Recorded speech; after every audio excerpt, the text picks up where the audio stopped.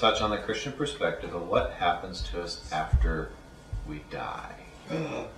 First of all, do you know why we die? No. So Adam and Eve, yes, God says one tree in the garden, don't eat it. And what's the one thing they do? They disobey God.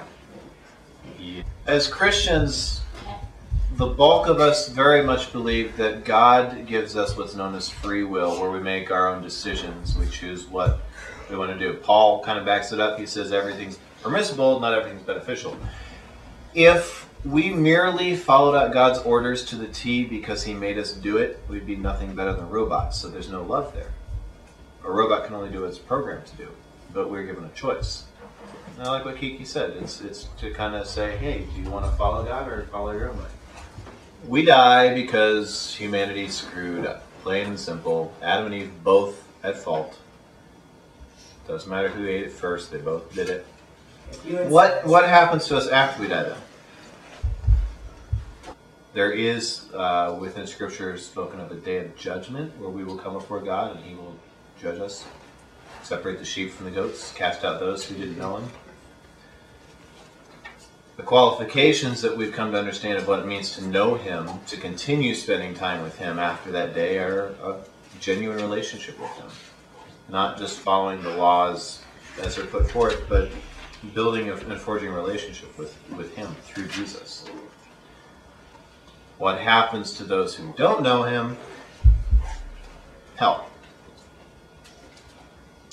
And if you look in the New Testament, there's not a lot about hell that's spoken of in the Old Testament. You'll find vague references to the grave or a place called Sheol, however you want to pronounce it. But there's not a lot spoken of hell in the Old Testament. New Testament, you get things such as Gehenna and Hades, all kinds of stuff like that. One of which was actually, it would reference a burning garbage dump outside the city walls. When Jesus spoke of hell in that passage, that's actually the place he's pointing at. Each time hell is brought up, it's a place of torment, darkness, being apart from God. Even those few times in the Old Testament where it's spoken of, it's a place where you're tormented, you're in pain. Heaven, on the other hand, is described as a place of great joy where you reunited with Christ. The last 2 chapters of Revelation actually describe heaven descending and taking up residence on earth in a physical sense, a physical existence. Not human beings sitting on clouds in the sky, playing harps with feathery wings. It's not everyone gets their own mansion made of gold. Not in there. That was really nice timing. The idea of everyone getting their own mansion is a very American idea. It doesn't appear anywhere in Scripture at all.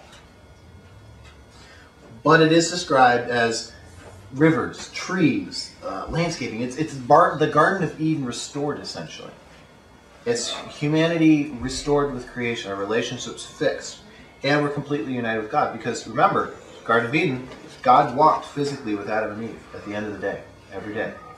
What is it that allows humanity's some to be with God and some to wind up in hell? I already said it's Jesus. In John 14:6, Jesus says, "I'm the way and the truth and the life. No one comes to the Father except through me."